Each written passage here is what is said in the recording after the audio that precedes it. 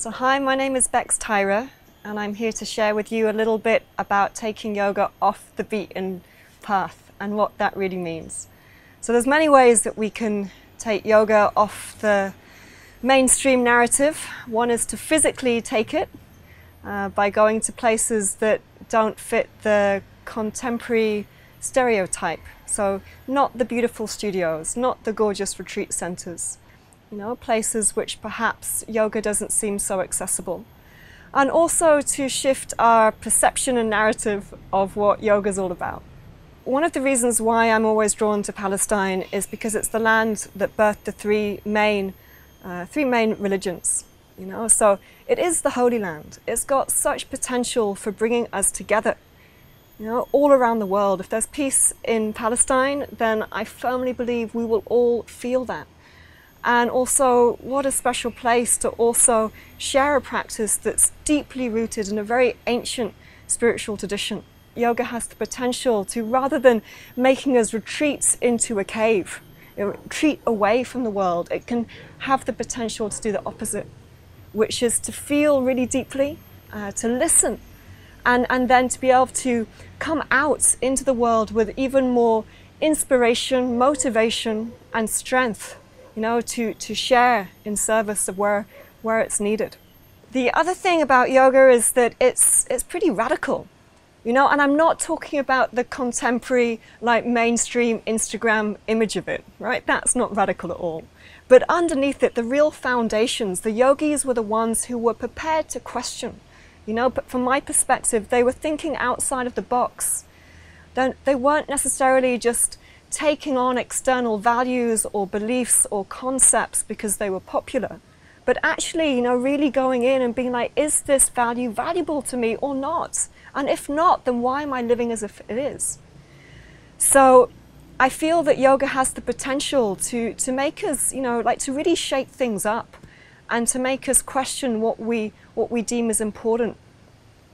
The times that we're living in, we can feel pretty overwhelmed. Like, wow, there's so much crazy stuff happening in the world. What can, you know, I do about it? You know, and that feeling of being overwhelmed can make us just, again, retreat. Okay, I'll just stick with my little life. And I feel yoga, again, can say, well, hang on, no. You are an intricate part of the bigger picture.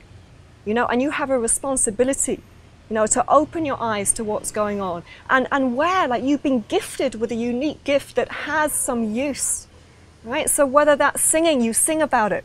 Whether that's making a video, you make a video about it, you know, or whatever it is, there's 1,000 different things.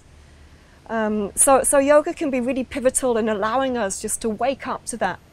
Now, something that Mark Whitwell, one of my teachers here in Bali, will always say is that, you know, we've just forgotten that we are, every single one of us, a unique manifestation of the intelligence of the cosmos, right? We're not somehow disconnected from the earth, just some here born by accident and then one day going to die, right? No, we have, you know, we're made up physically of the elements. We have this innate rhythm and movement that's breathing us, that's living us, that's connecting us, even if we can't see it. And so this interconnectedness, it's a fundamental part for me in what it is to teach and to practice yoga. Right? So it's not up to me just to stay at the yoga barn and to teach there. Right? If I've got connections and an interest and important skills that could allow me to teach in other places, I've got a responsibility to do that. The other gift of yoga is that by having a steady practice, like whatever that practice is, right? It's just that every single person has their unique way that they need to perhaps just calm down the nervous system and feel a little bit more and rejuvenate. And during that time, if you're lucky, you know, it will shine a light on the areas of ourselves that perhaps we can do some work. Bringing it back to Palestine, you know, the way I see it is Palestine is a microcosm of the macrocosm. And by that I mean it's one little country, you know, and I'm being quite optimistic there by calling it a country. Yeah, but it's one little country in the bigger global collective. And yet it's a country that's currently got a 10-meter separation wall built the entire way around it. Right? So that means if you're living inside that Palestinian, that separation wall, you don't have the ability to travel freely. And you're essentially living in the largest prison in the world. However, teaching here in Bali, I see that many people show up to practice because they feel like they're already living in a prison. Right? And they've got this invisible separation wall. And for whatever reason, that's causing a great deal of pain. And that could be playing out through addictions or depression or just utter confusion about, why on earth we're alive. And I feel there's a great deal of parallels between, what each one of us can silently be experiencing and what is played out in the external world, right? They're just reflecting, they're mirrors for one another. And also life just does its thing. So Palestine's pretty obvious. It's, more or less under occupation, right? And yet maybe, the person across the street has just been diagnosed with a pretty serious illness. Maybe my friend living next door, maybe her father's just died, right? Maybe another friend is just separated from a life partner. Like, this is just life stuff. It doesn't matter whether you're living in a conflict zone or not, it's just life doing its life. And can we find a way that we can dig deep and anchor in and not lose hope during these times, From my experience, again, that's the only way I can really speak. It's that having a daily practice can really help us just to reset the buttons, yeah, and to breathe in, oh my goodness, I'm alive today. And that feels intense, whether that's intense with the beauty of life or whether that's intense with the pain of life, right? That's just what it is to feel human, a human being, not a machine. So this daily practice can also give us a great deal of insights. It can help us to remember that I am connected, right? I'm not breathing, something's breathing me. That I have the earth, this earth that's so generous underneath my feet, supporting me, nourishing me. The most obvious, simple things, so simple that I feel most of us have forgotten. And it's having a way to tap into that. Wherever you are, whether you're living in a huge city or in the jungle, like having a daily practice that helps you to remember, oh, I'm part of this, wonderfully intricate web of life, and I've got my part to play in that. And that also is what drew me to Palestine. Like I mentioned before, I feel if there's one area of the world that is feeling a lot of unrest, we all feel it. Whether we're aware of it with our intellect or not, it's a feeling. I've taken 5 trips back to Palestine to teach yoga. And the way I see it is that I've got this opportunity to bridge these two worlds, Bali and Palestine, and also, in a way to bridge my exploration of yoga. When I lived in Palestine, there was no yoga studios, right? There was no groups of women gathering together to practice yoga or to talk about wider concepts of spirituality. Now there is, right? Nothing to do with me, of course, right? It's something that's organically grown out of necessity, and I'm so blown away by those Palestinian women who are holding it down there, who are opening these yoga studios, who are bringing people together of different faiths, different ages, different backgrounds. Those who have lived in Palestine all their life, in the West Bank all their life, and those who lived in what's now Israel, and in 1948 who were then moved to the West Bank and became refugees in the West Bank. And so they're opening up a place, a collective space for women to be able to come and to explore what yoga is. Now, this trip was different because I was focusing specifically on a workshop. My other trips, I've just gone and I've taught all, in as many places I can, whether that's youth centers, in the refugee camps, in the gyms. You know, I've just taught. And what was different now was that I had 20 women come. It's the most I've had. And they came because of the topic, because I was speaking specifically about women's health.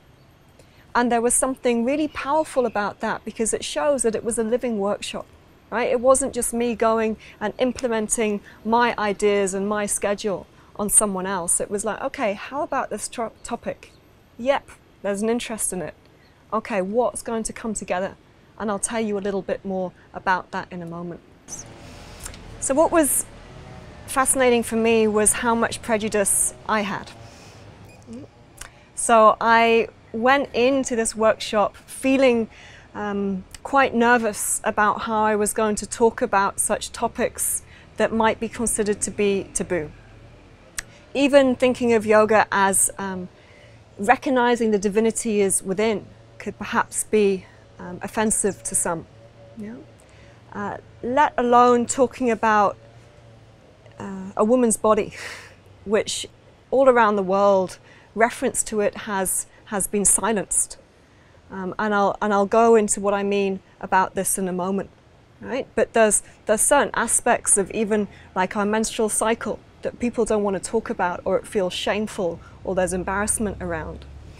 And as I began this workshop with these 20 women from different ages, different faiths, from all around Palestine, I noticed that I was editing out things that I thought might be inappropriate, right? Things that I thought, oh, I don't want to offend them. And yet they were up for it.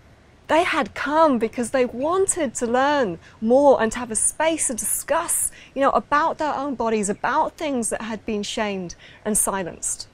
And so very quickly, you know, I got over myself and was able to listen to what was needed and to respond accordingly. Again, this reflects, you know, the bigger picture here.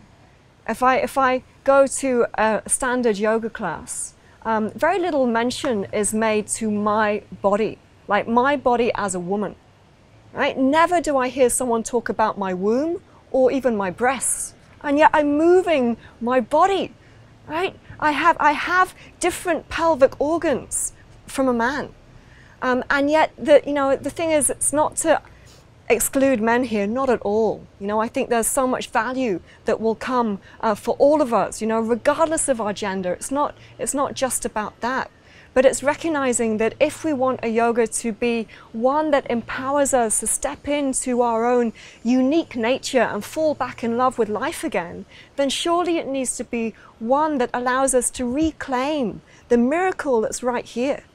And for a woman's body, you know, as Uma Dinsmore Tuli, who will be coming to the BaliSpirit Festival next year, you know, as her work so wonderfully shows, we go through these cycles as a woman because they bring us back into connection with nature, you know, already without having to do any movement, learn any techniques, remember any mantras, right? It's our own innate wisdom. And so, and also our life cycles. Of course, we go through these different life cycles, which again have been more or less silenced in the times that we're living in, because there's a great deal of profit to be made from imagining or pretending that as women we only have one stage of life, which is the one of being, you know, ridiculously beautiful and fertile and young and innocent and naive. Yeah, but that's a tiny chapter of a woman's life. And she'll go through life, and she has these times that she, you know, literally changes on a spiritual, psychological and physical level, whether that's through pregnancy, right? Literally growing another human in her body, and then like going from the maiden to the mother requires, you know, a massive shift in consciousness. Or maybe that's going through menopause, which again we never speak about in a yoga class, but that's the fire of transformation right there. That's the, as Uma Dinsmore Tuli would say, the crowning of a woman's wisdom, right? So I feel like it's really necessary that we create a space to speak about this, because it's even, you know, gone all the way through to the yoga industry. Yoga has been reduced to, you know, $100 leggings and Instagram posts with 16-year-olds wearing them, like that's it, you know. But there's so much more depth and richness to yoga And of course, that ability to reconnect each one of us to what is already within. Already right here, the wisdom of my body. However, can we get a group of women together and explore what's here collectively? And look to the older women for guidance, and look to the younger women who are coming through and how we can support them. And if we can't do that in yoga, then wow, how are we going to do that in the wider community? Many times this requires a rewriting of the narrative. Like I said, just to bring in, to speak to a woman's body in a class. Perhaps, the words mula bandha that we throw around a lot, which is often described as just the lift up of which is often described as the lift up of the perineum. Well, for women, maybe that's the activating the walls of the vagina, right? And maybe that will give her a lot of support for her pelvic organs. Maybe to give her permission to take rest if she's heavily pregnant, or if she's about to bleed, if she's coming onto her menstrual period. That we don't have to push through all the time. Again, I'm wary that a lot of phrases are thrown around these days and we all assume what they mean. Masculine and feminine are such phrases. And so I'm a little apprehensive of speaking in those terms. However, I will say that for all of us, men and women alike, it's beyond gender, that there's certain rather characteristics that have become out of balance.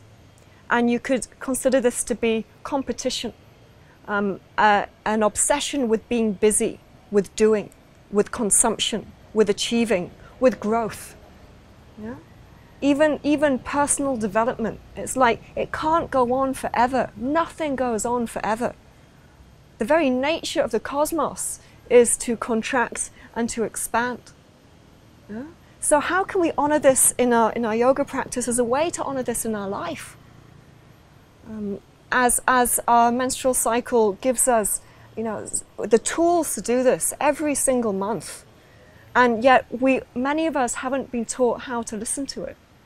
So, we have that upward current, that movement of energy that brings us up into ovulation, that we want to get everything done. We're super social, we've got loads of ideas. And then we've got kind of the fall and the almost death of the ego as we start to doubt everything and find fault in everything and want to just stay at home and be quiet. Amazing, right? It's in there, like the cycles of nature, the seasons of day and night of our life, of life and death. Like we're embodying it every month. And yet often in a yoga class, that's not spoken about. That's not recognized. The power of that has been forgotten. And so I feel yoga, because it necessitates taking a good look within and looking at seeing what's been silenced, what's not useful, what's valuable, speaks wonderfully to reawakening this inner cycle, or the inner yoga even, of menstruation and of our life cycles.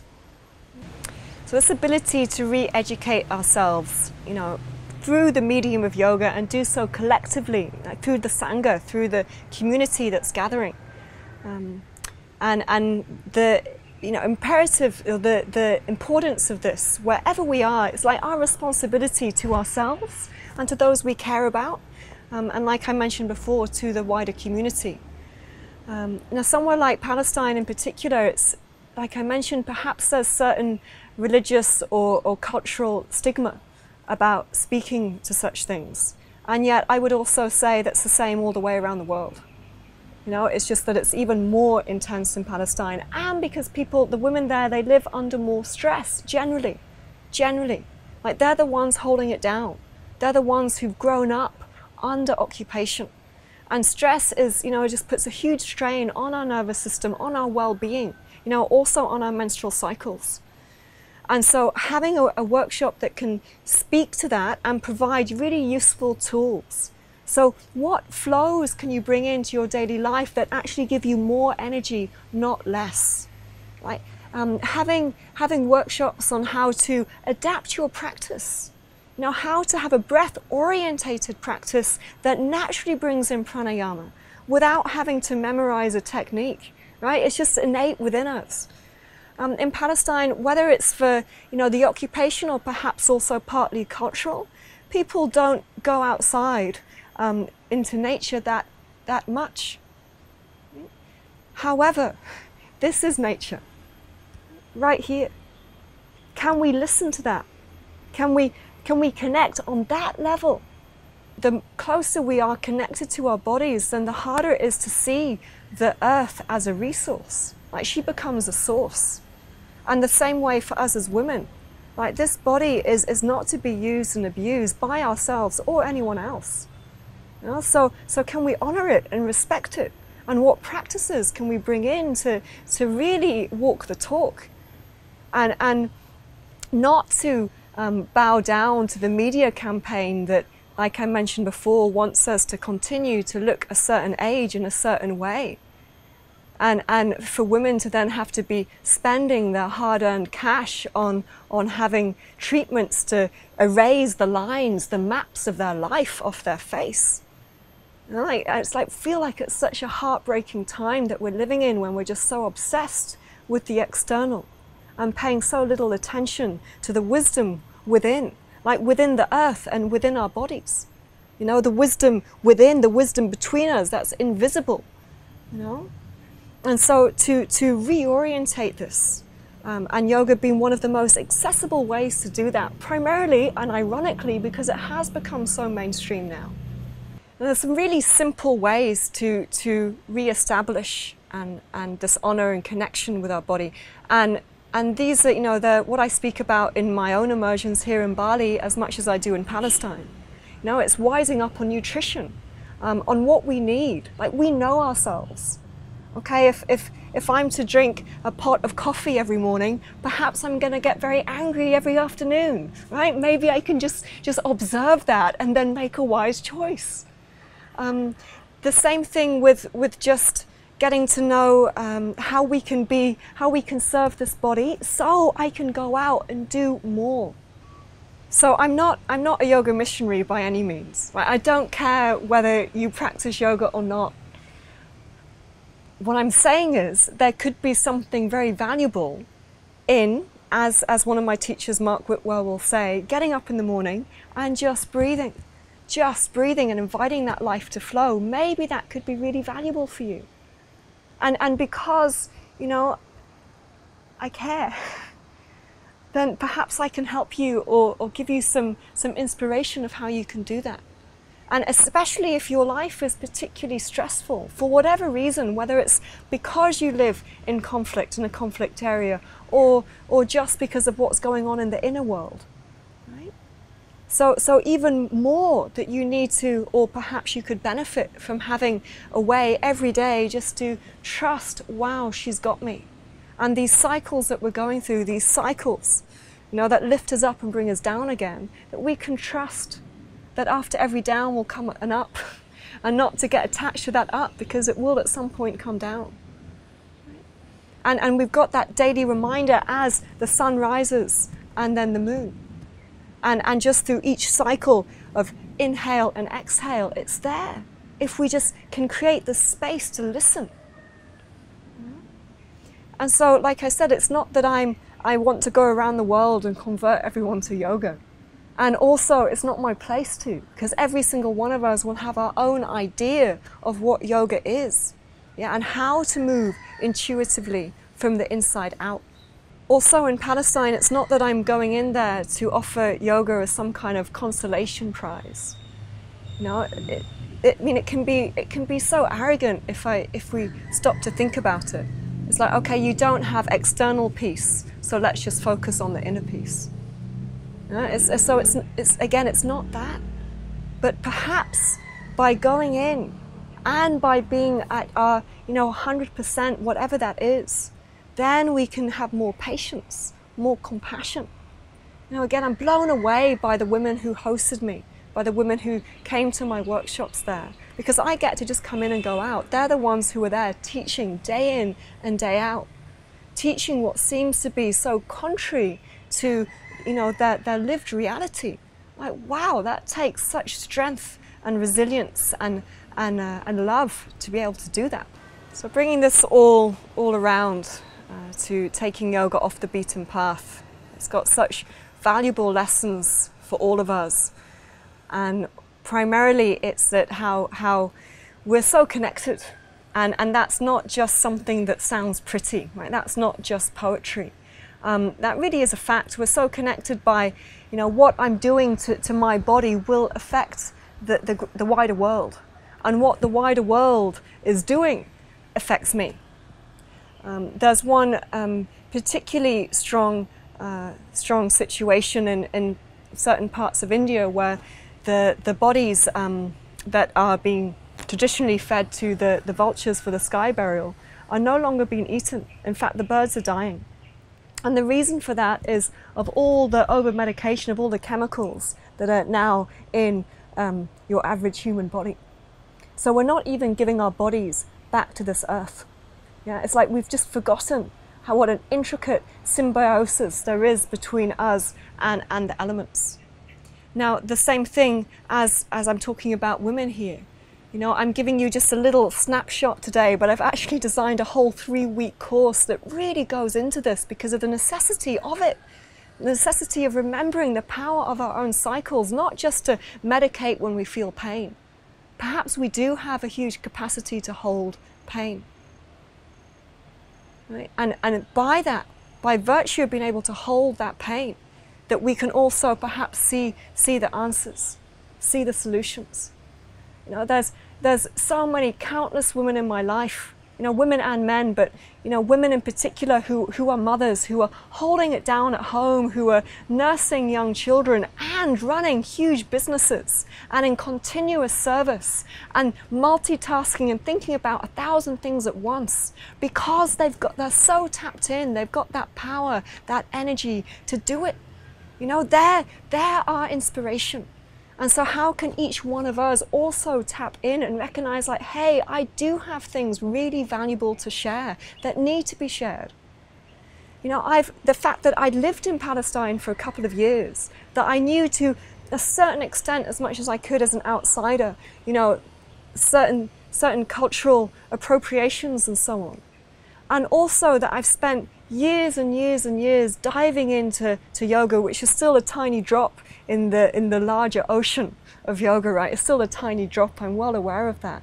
But still, perhaps then that's given me something unique, some way that I can, like I said, bridge these two worlds, that I can come in with a certain background that can then teach a yoga that's appropriate, you know, that's just not a globalized mold trying to make everything the same and look the same and be the same and feel the same. You know, so think about perhaps, you know, things that you've studied that perhaps seemed way off. You're like, why on earth did I invest so much time and money in studying that? But maybe there was something at some point that sparked an interest, a curiosity, or something that just was like, hey, this is valuable. I want to know more about this. Like for me, it was development. I studied development. And sure enough, now I'm looking at inner development. Yeah? And also how I can take this into areas of the world where the developmental world of NGOs isn't really that effective anymore. But what can I do on the ground that's effective, that's useful? The other thing that came up through this workshop for me was that I was given the inspiration to do it during my menstrual cycle. So when I was in that place of real deep feeling, it was like, wow, I have to go and teach this in Palestine. And that other like analytical, intellectual part was, what, are you crazy? You're going to go and teach about menstrual cycle awareness and women's health in Palestine? And there was this knowing that was like, yes. And sure enough, I was right, because I had 20 women show up, want to be there, and we did it together. It was a living workshop, a collective collaboration that's not just me as the teacher, not at all. There were 21 teachers in that room, you know, all sharing our valuable life experience, which is also another narrative, giving another narrative of what it is to teach yoga. From that authoritarian kind of top-down approach, this is my way and don't you dare question it. How about a yoga that allows us to have the power, to be empowered, to move intuitively? And if we're really able to feel, like I keep saying, to feel deeply what this body needs, to give it the rest, to also fully utilize its potential, then surely the same thing will pass on to our environment at a time that we really need this. Now, no longer can we see it as separate. Be like, wow, like my own cycles are affected by the moon. Right? The food I eat, the water I drink, and so on, everything is affecting my moods, my emotions, my flow. So what then, how then can this pass on to just taking better care? And for me, I really feel that it means creating a space for us to have these discussions, to do this work. So I'd like to close by saying a huge thank you to the women who I was so honored to work with in Palestine, and for their willingness to guide me and to continue to deepen my own teachings and life experience. And I also really hope that what I've shared with you today could also be some inspiration for you to perhaps take a deeper look in and what unique aspects of your life experience and of your own physical body, what unique aspects do you have that can then be of greater service? So it's not about holding on to the wisdom, keeping it in that inner cave of the heart and retreating from the world. Instead, it's from digging into that well to be able to draw out even more and be like, yes, I'm here, I'm willing to open my eyes and to go where it's uncomfortable, to even perhaps face judgment for that, and be able to shift my perspective as well to see the bigger picture, and yoga as our guide to say, hey, open your eyes a wee bit more, and see the world not just in black and white or even in primary colors, but for the whole, wonderful expanse, the spectrum, from dark to light and all that's in between that's there. And then to dance with that, to move with that, to live with that. Yeah. Thank you so much.